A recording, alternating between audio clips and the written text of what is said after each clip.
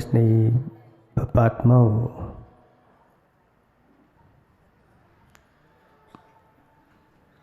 कला 72 पुरुष की, जामे 2 सरदार।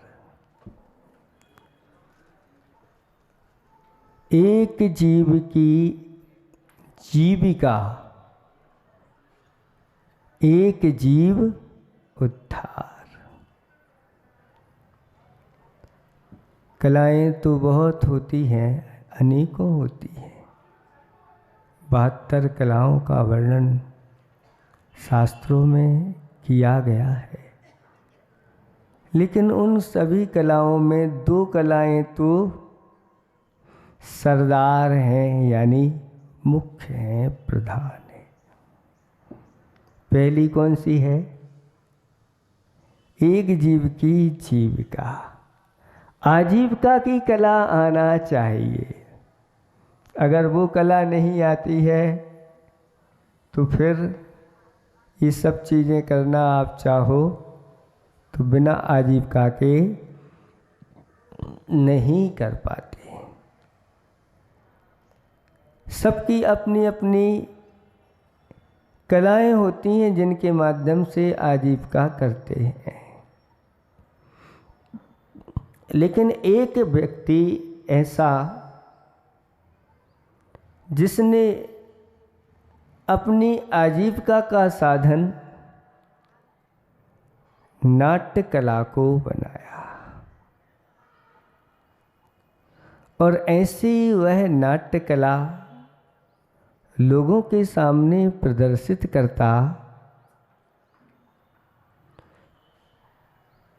कि जिस रूप को वह धारण करता उस रूप वह हो जाता, यानी तन्मय हो जाता, उस रूप में वह हो जाता। राजकुमार उसकी कला से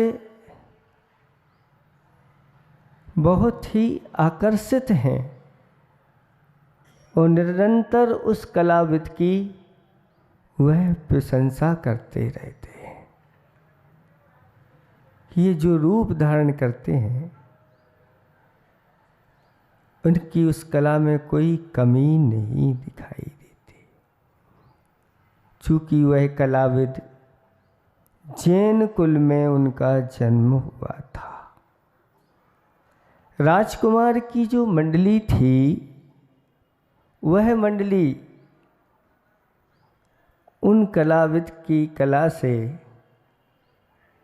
उस कला को वह सहन नहीं कर पाते, इसलिए उनकी प्रशंसा को भी सहन नहीं कर पा रहे। और राजकुमार जब प्रशंसा करता तो मंडली कहती कि क्या है ऐसा उनमें विशेष, ये कला तो कोई भी कर लेगा। तब राजकुमार कहता है कि नहीं, उन जैसी कला कोई धारण नहीं कर सकता।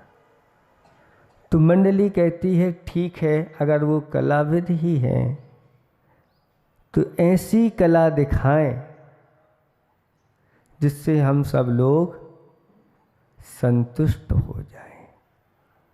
तो राजकुमार कहता है बोलो तुम्हारे लिए कौन सी कला देखना है। तो सभी ने कहा कि वह सिंह का रूप धारण करके आए।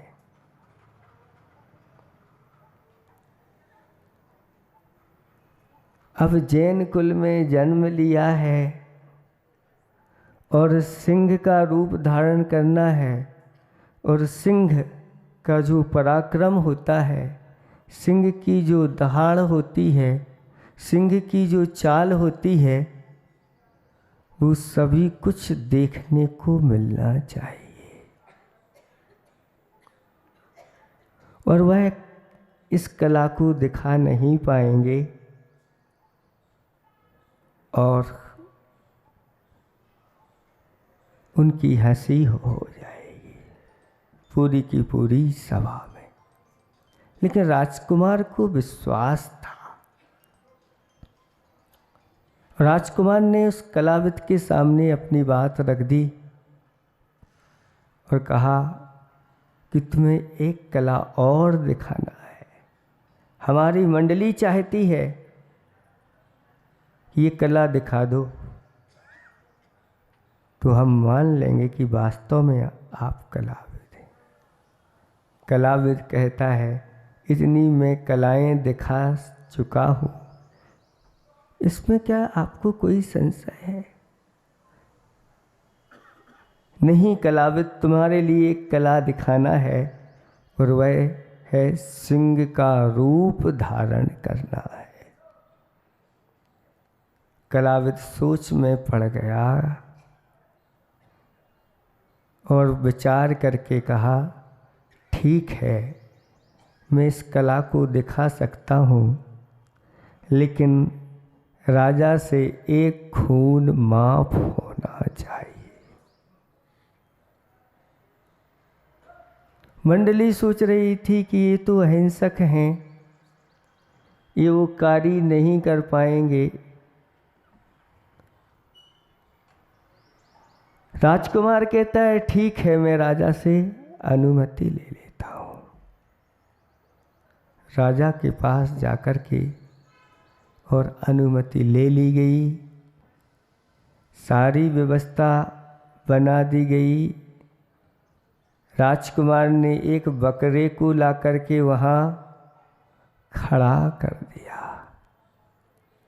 और कहा कि आज एक ऐसा सिंह सभा में आने वाला है जो अपना अलग ही रूप प्रकट करेगा। सारी सभा भर गई कि सिंह आने वाला है। और जब वह सिंह जैसे ही सभा में प्रवेश करता है और एक ऐसी दहाड़ लगाता है और एक ऐसी उछाल मारता है कि सारी की सारी सभा कँप जाती है। और ऐसा ही रूप प्रदर्शित करके और वह राजकुमार के सामने वह सिंह जाकर के बैठ जाता है। बच्चे लोग तो पहले से ही देख कर के भाग गए थे।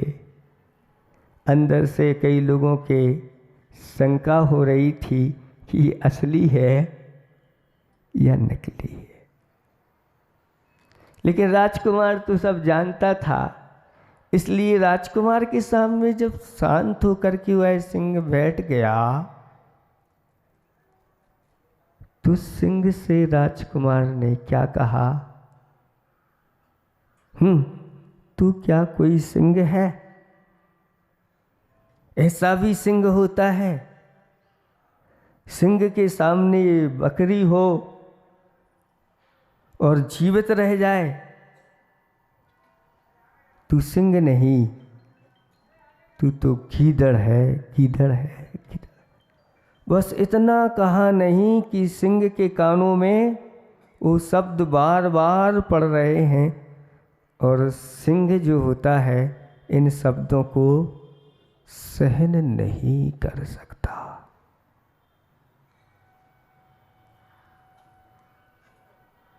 कहा है कि शस्त्र का घाव भरा किंतु ना भरा शब्द का घाव। शस्त्र के घाव तो फिर भी समय पा करके भर जाते हैं, लेकिन शब्दों के घाव ऐसे होते हैं वो बार बार स्मृति में आते रहते हैं और हरे भरे फिर तरोताजा होते रहते हैं।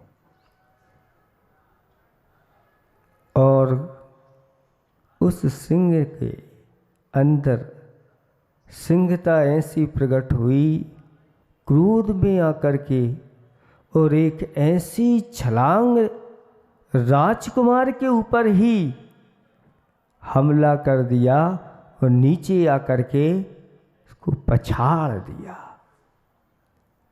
राजकुमार सुकोमल था और सिंह के पंजों को, उस सिंह के आहत को वह सहन नहीं कर पाया और वही उसके प्राण निकल गए। अभी ये कौतूहल का विषय बना हुआ था, लेकिन अब शोक पूरी की पूरी सभा में मातम छा गया। ये क्या हुआ? किसी ने भी ये सोचा नहीं था। सबके मंसूबे पर पानी फिर गया और एक हानि बहुत बड़ी हो गई। राजा भी इसको सहन नहीं कर पाया और शोक में ऐसा डूब गया। एक ही तो पुत्र था और वह, लेकिन मैं इसको दंड भी तो नहीं दे सकता, क्योंकि पहले से ही मैं वचनबद्ध हो गया था। लेकिन अंदर से सामने वाले के प्रति ईर्ष्या के भाव और उसके प्रति प्रतिशोध के भाव भरे हुए हैं और राजा शोक में डूबा हुआ। बार बार आर्त ध्यान उसको होता है। एक बार फिर पुनः उस कलाविद को बुला लिया गया। और उसके सामने एक बात रख दी, हे कलाविद, तुमने अपनी क्रूरता का उत्कृष्ट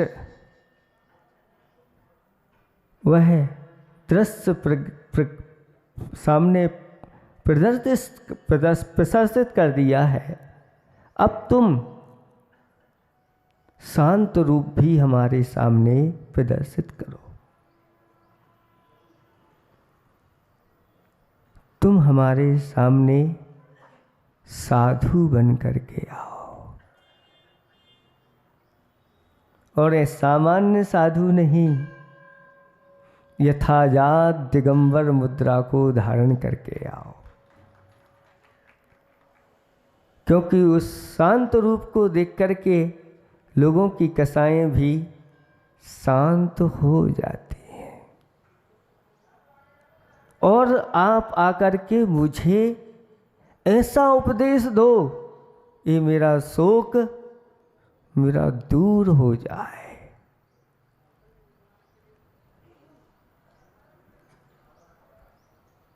अब कलाविद सोच में पड़ गया